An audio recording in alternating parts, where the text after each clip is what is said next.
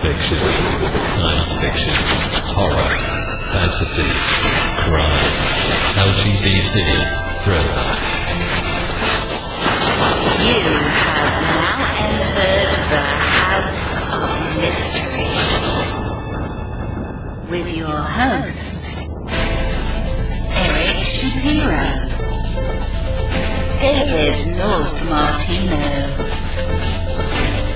John Copenhaver, and Al Warren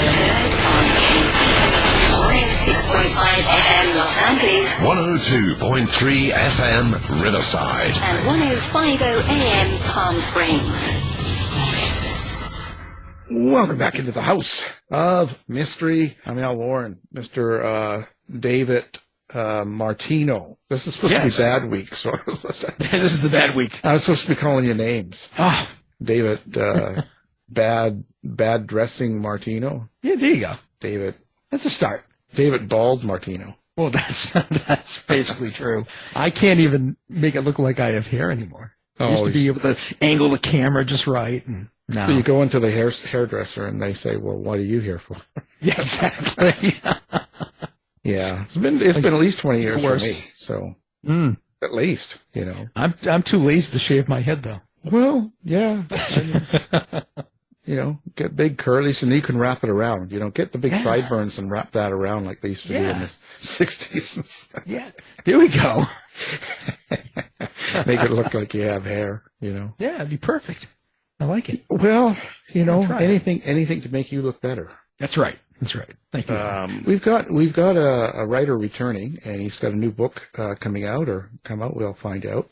And of course, it's called Velma Gone Awry, and it's a Brooklyn 8 Ballo mystery, and it's Mr. Matt Cost. Thank you for being here, Matt. Well, thank you for having me on the premier mystery radio show in the world. Well, of course, right? Yeah. Who else would we have? You know, and Velma. What part of her went awry? Most of her, except her mind. Her mind knew exactly where she was, but her body, it was floating around Brooklyn in the 1920s. So was mine.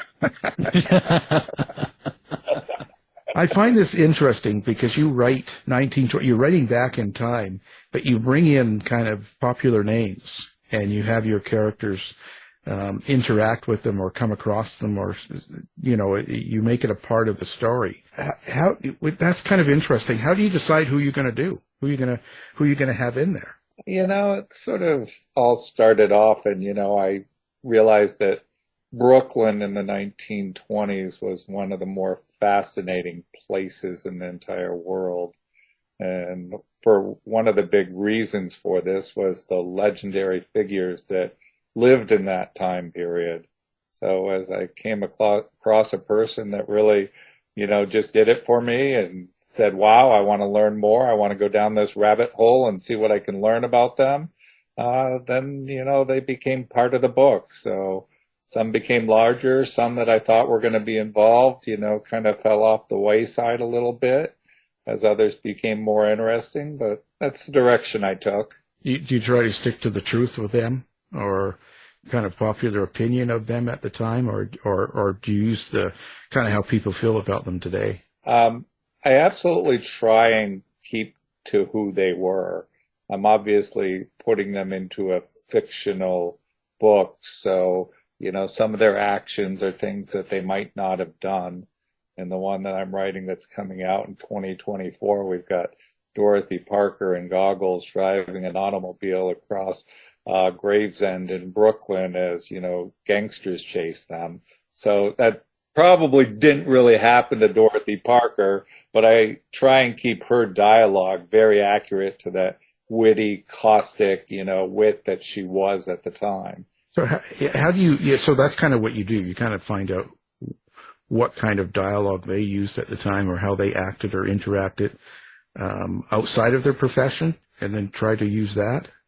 Outside of their profession, but inside of their profession as well. You know, I mean, you know, again, to use Dorothy Parker, you know, she was a writer for several different magazines, but one of her more famous things is being at the Algonquin Hotel and, the Round Table that she was one of the primary figures of there.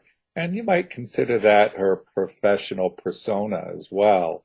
So, taking things from that is really who she was, not just who she might be in the privacy of her home. How do you get into the mind of your historical characters? Do you have to do a lot of research into that, or is that something that's just more imagination?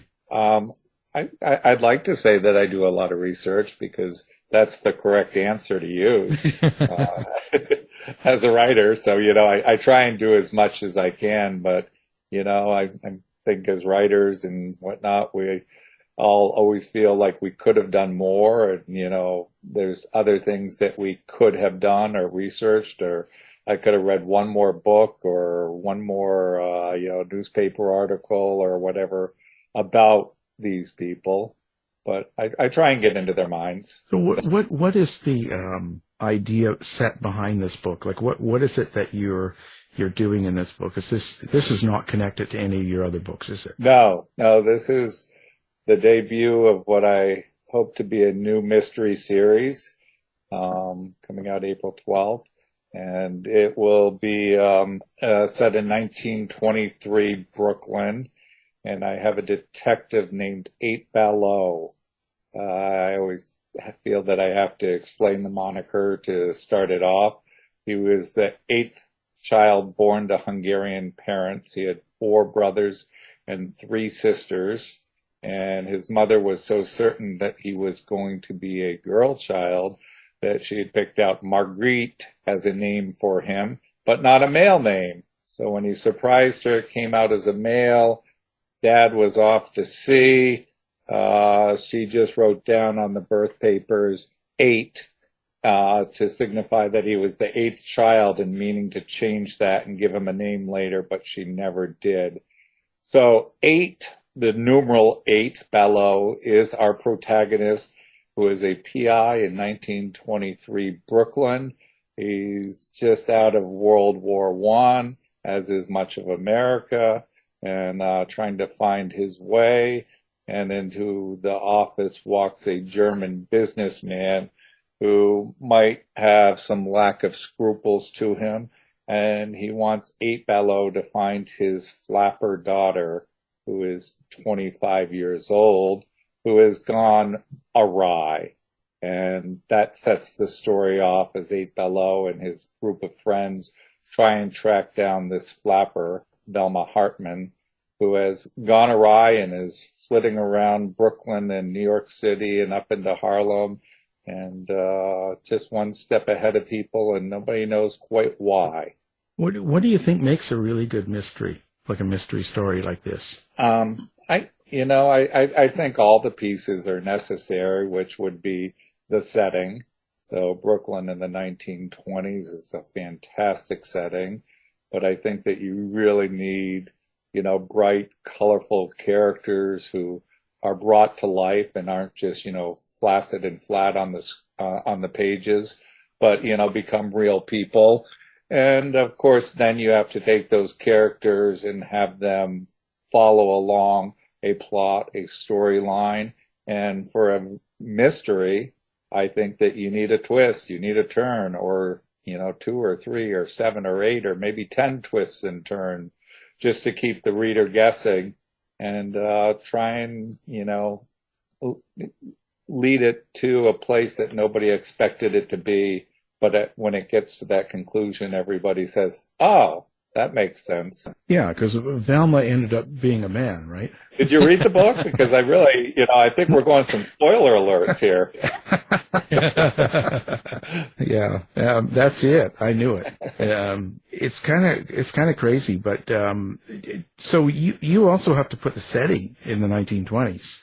So you have to kind of have a feel for that time, like the words they used, the slang they used, what police really did back in the 20s, because it's quite a bit different than now. Absolutely. And you say I had to, but I might say that I got to. And that was an entirely enjoyable piece. There's lots of different ways to research that sort of thing. But I think one of the more, something that's a little unique that I haven't heard of a lot of other people do is I do subscribe to newspapers.com, which archives all the newspapers from, all of time, basically. Yeah. So I could read any of the newspapers from 1923 in Brooklyn and New York. I chose to read the Brooklyn Eagle, and I read that every morning for a year. So not just the stories and the articles and what movies were playing, but the advertisements of what kind of hats were being sold and what an automobile costs. And so, I found that getting into that newspaper, I'd read my local newspaper, then I'd move over to the computer and I'd read online newspapers.com, the Brooklyn Eagle, starting January 1st, 1923 through the end of the year. One day at a time, but yeah. Yeah, I do the same thing. I'm fascinated with how there's a lot of stories that could be written today, different language, but the same sort of complaining and fights that were going on in the 20s were really the same as what they're doing now, Oh, absolutely. Everybody, I'm a history guy, and people say that history goes in cycles.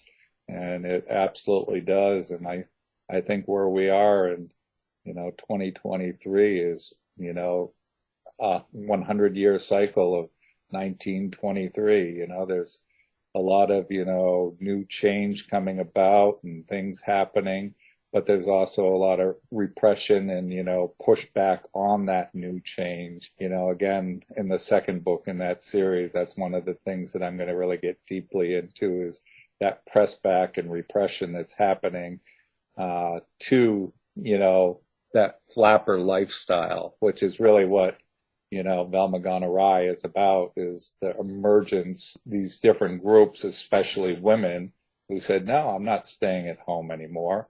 I'm going to go out and I'm going to enjoy life and I'm going to do my thing and I don't have to get married and stay at home and raise kids. And, but we're going to hit the pushback on that, just like we're hitting the pushback recently on a lot of things that have emerged in 2023. Right. Yeah, because I live the flapper lifestyle. That's what I heard. Things get a little crazy up there in British Columbia. Oh, a little crazy, wild, swinging from the trees here. I'll tell you, they stay away from me. Do you think about how you're going to write violence and sex in this book? Like, is it conscious to you or do you avoid it? I'm trying to be careful with it, but I think it's a reality of life is violence and sex and foul language. And, you can't avoid these things. I try and be as authentic and real as I can. As a matter of fact, this Velma Gone Awry just got a review in Indie Tale magazine, which is a bit of a romance, mystery, suspense, sci-fi magazine. And one of the things they do is they give a rating, but then they also give a tea kettle rating for steaminess. And the most you can get is 5 tea kettles. And Velma got 5 tea kettles. And I kind of been saying to people that I know, really? I don't think it's that steamy. And everybody's going, yeah, it is. Well, I guess it depends on what you're doing outside of the book life. Are you living a flapper life? No, I don't live too much of a flapper life up here in Maine.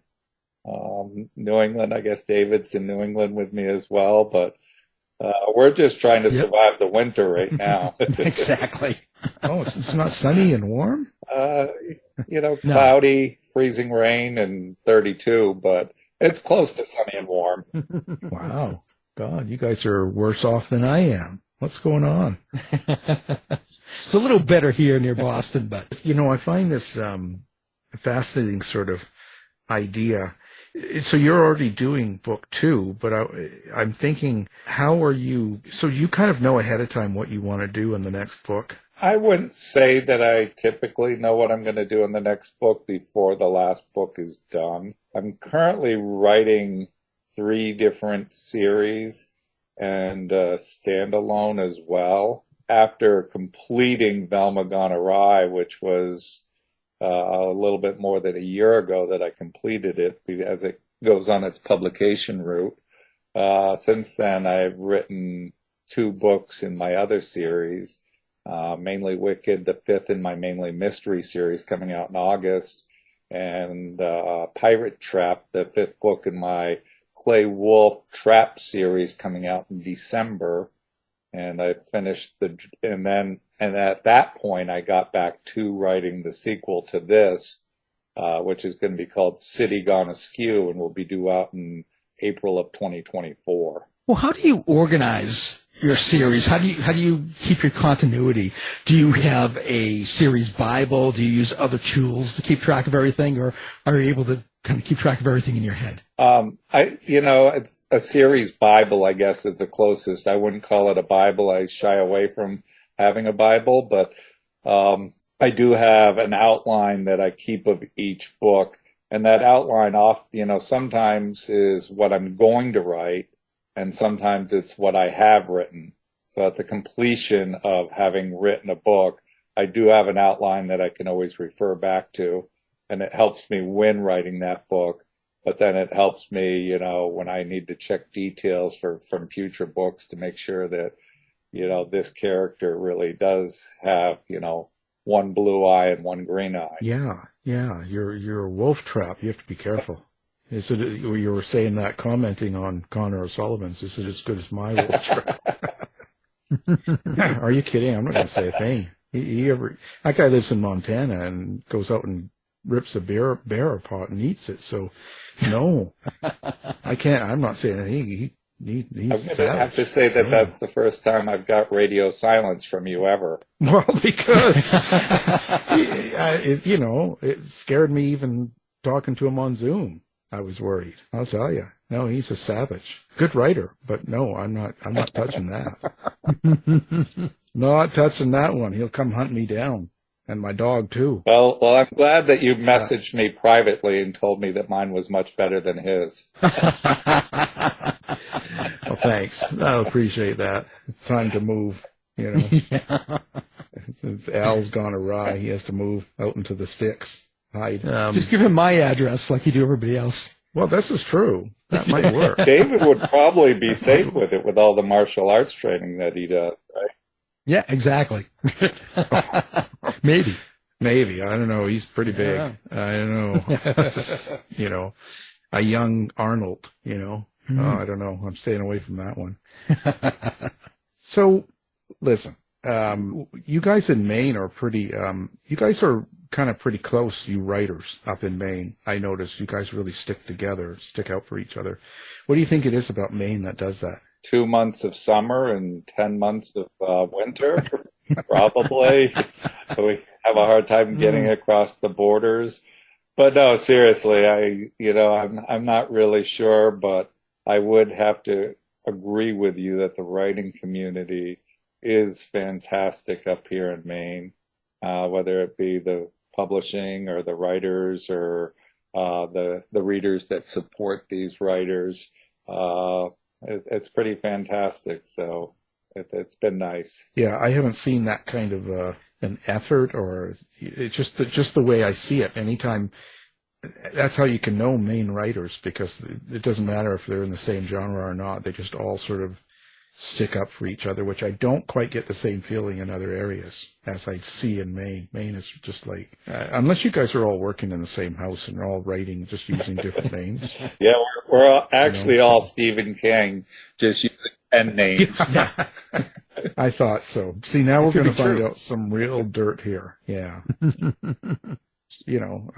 But who do you use instead of Stephen King for your image?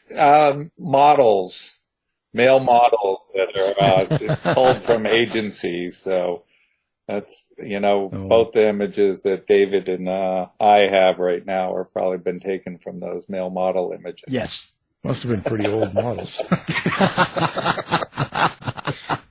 Models from the 70s. It's kind of like a retro models. You can get them cheaper that way. Exactly. How do you end a series? Like, I've never done a series like this where you have characters and you're running through and stuff. How do you know when it's over, or how do you decide? I will have to be perfectly honest with you. I don't know how I end a series because I haven't yet. I have 5 books in my Mainly Mystery series and 5 in my Clay Wolf series. And I've been tentatively thinking that 6 is going to be the number. So I guess if you were to have me back next year or the year after, Al, I would be able to answer that. But I haven't figured it out yet. I'm wondering if I kill somebody or, what do I do? Yeah, I always wonder about that. And if you do kill them, like what makes you feel it's time to kill them? Like what is it that you just go, I'm tired of this guy. I'm tired of this character. I'm tired of whatever. And then you just go, that's over. I always wonder about that. Yeah, it's sort of two different things. I mean, if I were to kill the protagonist, that would be to end the series.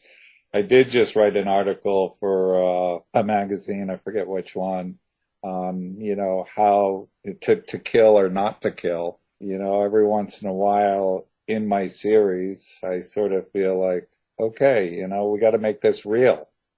Because if all the good guys always walk out at the end and everybody's high-fiving and, slapping hands and bumping elbows, then there's no real stakes for the reader. They know that it's going to end up all okay. So every once in a while in a book or in a series, I say, okay, we got to kill somebody likable here. And then we narrow it down and figure it out who it's going to be, and we kill them. It's savage, So what do you want people to get out of your books? Like in this series here, like is this, do you have any meaning to this book? It didn't really start out to be anything more than an appreciation of Brooklyn in the 1920s and a good tale that's going to keep you guessing and twisting. But, as these things tend to get to be, you get deeper into them and you realize that, there are deeper issues involved and some of the good people of the time might not have been all that good and some of the bad might not have been all that bad. And, certainly again, into the second book that I'm writing now, I start to go deep into the entire eugenics movement, the KKK, and their associations with Nazis. So it always, gets a little heavier as I progress, I think. I guess you have to be pretty sensitive to how you write that or how you present it these days. Yeah, absolutely. It's, it's a delicate dance writing authentic history, as you do a little more nonfiction, I guess, but writing authentic fiction of a historical time period without offending today's political sensibilities, that realizes how wrong some of the mannerisms and actions and verbiage was. And, you want to showcase that some of the antagonists, the bad people, the baddies, the villains, did act in this manner. But you don't want to offend today's readers by doing that. So that is a very delicate dance. Yeah, I frankly, I don't know how you do it. Because when you write true crime, even publishers will give me hassles if I use much of the language some of the people actually used.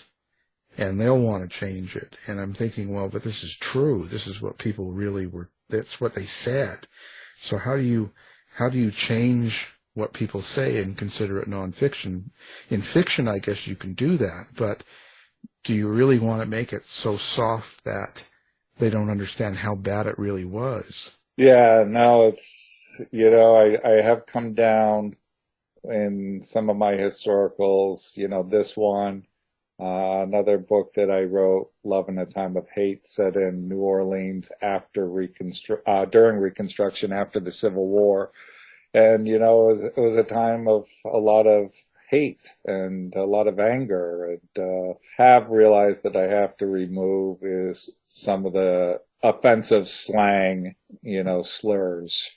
And that seems to be universally said, you can't do that, even if the person would have said it that way at that time.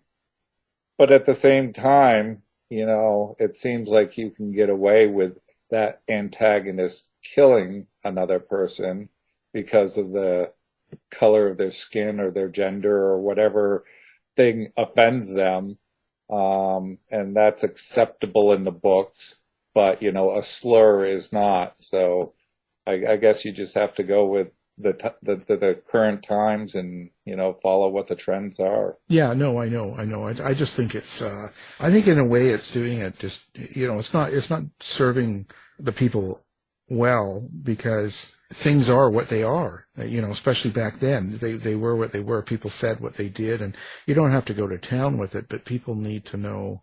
Because sometimes I still turn on Turner Classic Movies, and I'll see a movie from the 60s, and their language is crazy in how they behaved, but it's effective. It gives you a feeling of how it really was. Yeah, well, I hear that they are cleaning up some of these old authors, Agatha Christie books that are being republished. They're removing some language that was in them. Yeah, I don't know. See, and I'm not sure what I think about that. I guess it is what it is. It's out of my hands, but I don't know. I think sometimes it's never appropriate to be how bad people were to each other. Even today, they're still bad to each other, and it's not appropriate. But I don't know if taking it out of popular press items is really helping it any, because it's still there. Yeah, when I'm writing, I feel like if I'm showcasing that person as being bad by doing or saying what they're saying, then it should be acceptable, but I found that it isn't necessarily. So, what would be more difficult even is, a lot of people that were supposedly good people at the time were using some of that language, or often cases were using that language. And, it would be even more difficult to show them as a good person using language like that. So it's very difficult. Yeah. I have that problem writing about Dave, because he's, because you have a hard time. Because I'm just a bad person. Hard time saying anything nice about him. Yeah. Well, he's, who else goes out doing karate in a dress and saying such bad language and listening to heavy metal music? It just doesn't. All at once. What kind of a character is that? See, he's unbelievable. It's not believable. They don't believe it. No, I've just real. On Facebook videos, I've been learning some martial arts from Dave. So I've been practicing in my living room and, following what he's doing and breaking lamps. You think he does good on the videos? You should see the video of him in the buffet. He can carry 3 plates at a time. That's right. Yeah. And roll. Yeah. He's an animal. So who do you like right now? Who are you reading yourself? As I get further enmeshed into writing, I find myself reading more and more books by people I know. So currently I'm writing a book by J.B. Manning called the Richter the Mighty. And it's sort of a madcap, political, absurd sort of thing, which is out of my normal genre. I often read mostly mystery, some historical stuff. But it was kind of nice to get a little splash and do something different like that. On the bigger front, I do like the, big names of David Baldacci and Michael Connolly. Sorry. Never heard of him. But then I like my, smaller writers, some from my writing groups and some from my publishing houses, people like B.J. Magnani and Kevin St. Jar. I can always go back and read Elmore Leonard books, some of the older Carl Hyacin books, certainly Robert Parker books, genre, that somebody who I think sort of shaped me. And I'm not sure how many people are really doing that genre these days. The sort of the hard-nosed PI with a lot of action and, tough guy sort of things. It's branched out a lot from that, and we're getting a lot of different types of reading, and and I'm enjoying some of that too. What was your favorite in old mysteries? I certainly like many of the Robert Parker's The Good Wolf Manuscript and things like that. The Elmore Leonard's, were good. But if I go old, for me, it would be the Hardy Boys and Nancy Drew and Encyclopedia Brown, because they're kind of the ones that whet my appetite for the whole genre, moving forward. Right. They were from the 1800s, right? Geez, I think some of that, did the Hardy Boys start like in the 1920s? So, we're back there with Marlowe and some of those people. So what do you suggest for someone that wants to write a book? What would you tell them to do? Like someone that's writing maybe, and they're sitting in their room and they don't know what to do, publish or self-publish or any of this stuff going on, because it's a different world now. Yeah. Well, I guess that's fairly open-ended. I'd started off with, just write, if you want to write a book, you have to write. And, too many people get caught up in, researching for far too long and never pulling, the trigger and, starting the writing process. Or you start writing and you get bogged down into going down those rabbit holes and get away from the writing. I think social media has pulled people away from writing in many instances, and it's just hard for them. I know the pandemic rolled in March of 2020, and I started writing more than ever, but I knew a lot of people who were writing less. And I'm like, you're trapped at home? Why are you writing less? And it was just too much stimuli coming at them. So to block out this stimuli to write is step one, so that you can write a book. And then, of course, you have to edit it, 450 times to make sure that it's perfect, because there's nothing people like more than is to find an error in your writing and, hold it up to the spotlight and have everybody, laugh at you. So after you get to that point and you're ready to go to a publisher, it's a tough call out there. I've decided to go. I got published by a small publisher called Encircle Publications, and I've really enjoyed that route because I've got to know the publishers and the people that work there, and they work very closely with me, and we have each other's back, and I've got to know the other authors as well. We have, happy hour nights. Used to be every Thursday night, but now a couple Wednesdays a month, where people get on Zoom from all over the world, and, we have a cocktail and, talk about writing and what's going on with just the authors at my publisher. So I would, that's been a great experience for me, but much like writing is a different experience for every single person, I think publishing probably is too. And some people would rather go self-publish, or it's always nice to get the big publisher. But I've heard a lot of horror stories from the big publisher, if they're not backing you anymore and they're ready to, cut the ties at the first sign of, you losing readership. And so I like very much where I am. So to paraphrase, just write, make it as good as you can, and then follow the route that you think is best for you. For me, it was a small publisher called Encircle Publications. And you have no problem just sitting down and writing. Like it doesn't matter what's going on outside your door, I guess. No, I actually write in my living room, and I've done that while my kids were growing up. I've done that, and I still do that now that they've moved out and it's a little quieter, but there's 3 dogs that are often, poking me in the back or barking at a delivery. I put headphones on and I sit in the corner of the living room and I play soft jazz music because there's no lyrics and things like that to distract me, and I go into my own world, and that's very effective for me. Wow. I got to have a couple of TVs going and the music going and the dogs barking, and then I feel like writing. You like your distractions. I like the anxiety, knowing that I've got things I've got to do. So, and then I'm sitting and I have to write, but I have things, and it's like stress.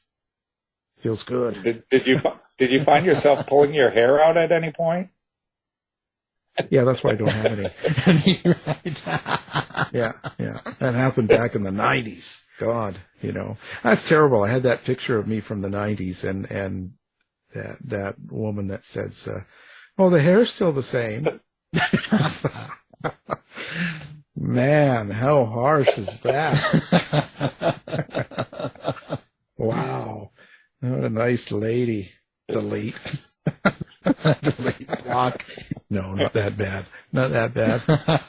So you doing more shows now? Are you getting out there? You seeing the world? Seeing people? Yeah, I am some. I've got some different library gigs lined up and some bookstore gigs lined up with the release of Velma Gone Awry coming out.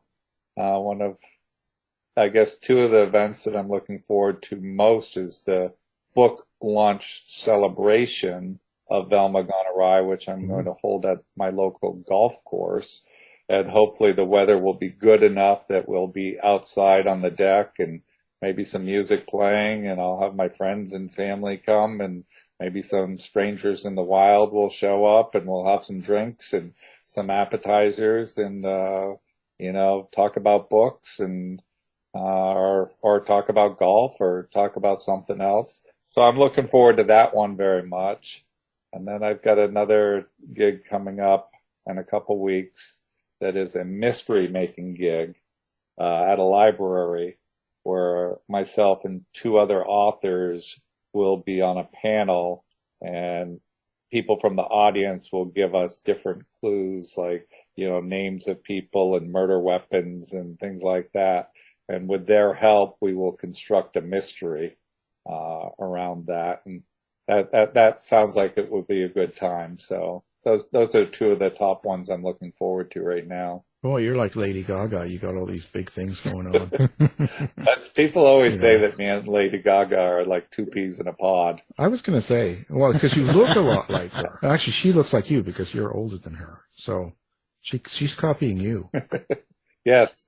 Yeah, she's a poser. Yeah, That's right. Yeah, we know you're the real one. Well, so those events really help, don't they? Like, where do you get out of those events? I think you certainly get promotion and publicity.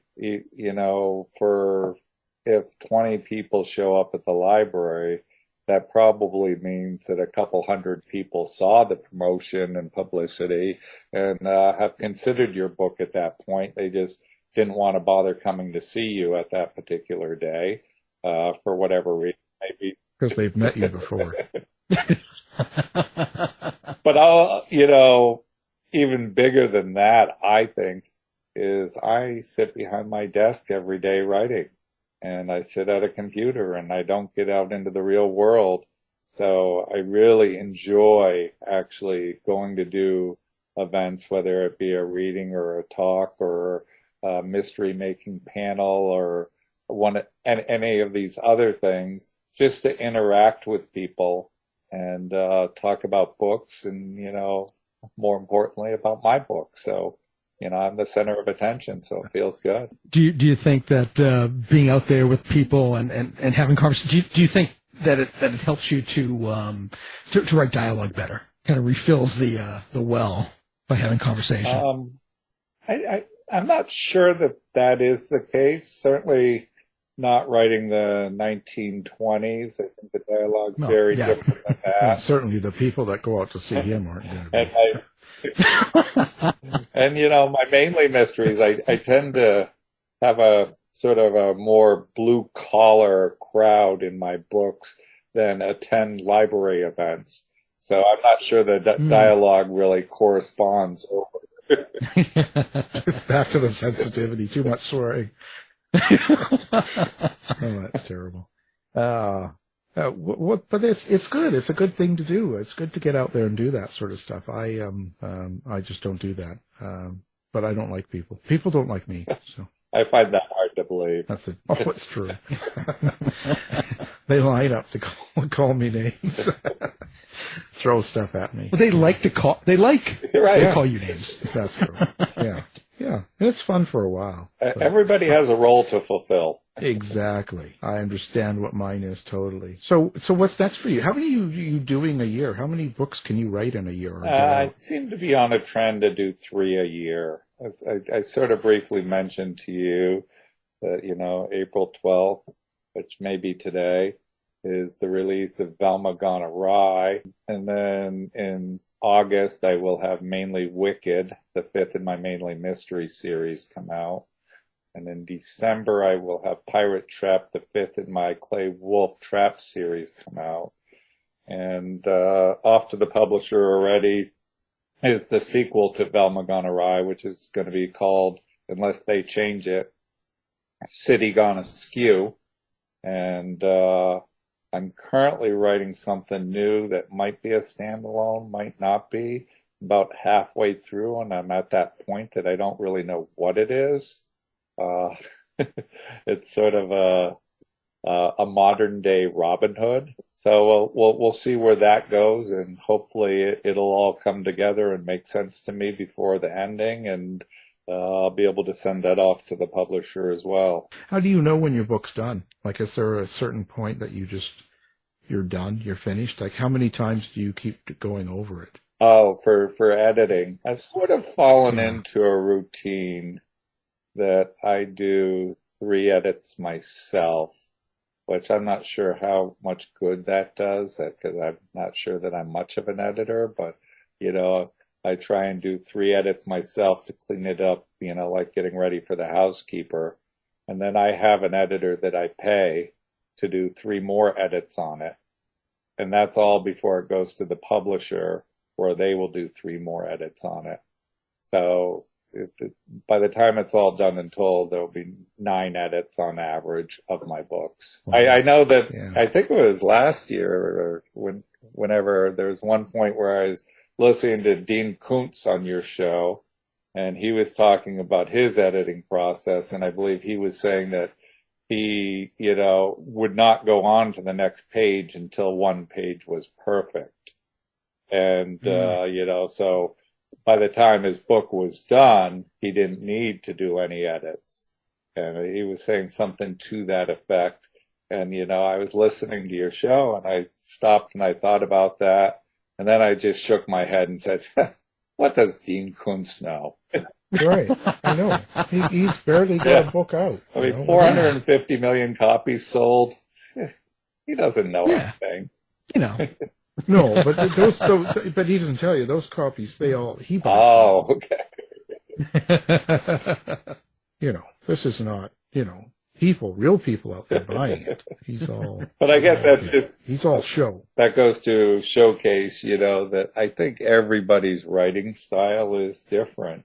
So that, you'd kind of asked me before on advice, but, my advice is just write and don't try and copy somebody else. And, there's a lot of people that read, how to write a book, manuals, whether it's Stephen King or Anne Lamott.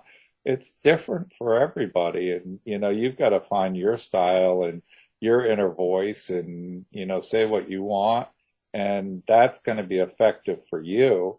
And if there's enough people that are as strange as you are that like what you write, then you'll do well financially. But if not, you won't. But at least you'll have written what you wanted to write. There you go. Says it all. So where do people find you on social media and website and, restaurants, bars? Where do people find you? At bars, it's usually front and center. Restaurants, I like a darker corner. But my website is www.mattcost.net.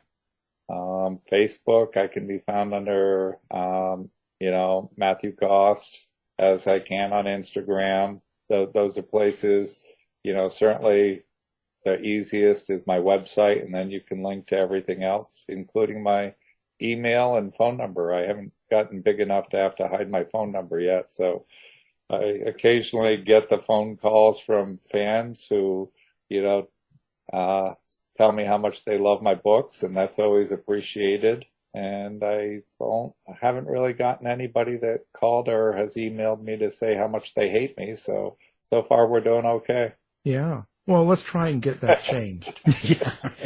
Let's try to get some action here. Okay. Let's get some people. Send them all hate mail. Find a mistake in his book and let him know. It's the two of you that I'm most concerned about out there. No. Us? Some, really sharp criticism signed, "This is not Al Warren." Yes, that's right. That's right. I don't waste my time with that. But anyway. Well, of course, we'll have everything up for people to find you and hunt you down like the animal you are. And, well, let's see. Now, the new book, Velma Gone Awry. This is by award-winning author. Not just an author, he's award-winning, Mr. Matt Cost. So thank you for being here. Well, again, thank you very much for having me on the show. Your show is fantastic, and it's a proud moment for me to be here. Thanks, Matt. You've been listening to the House of Mystery radio show. To find out more about our guests, hosts, or shows, go to www.houseofmystery.com. Show's over for now. Was it as good for you as it was for me? Well, good night. This has been a production of Something Weird Media. I'll be back.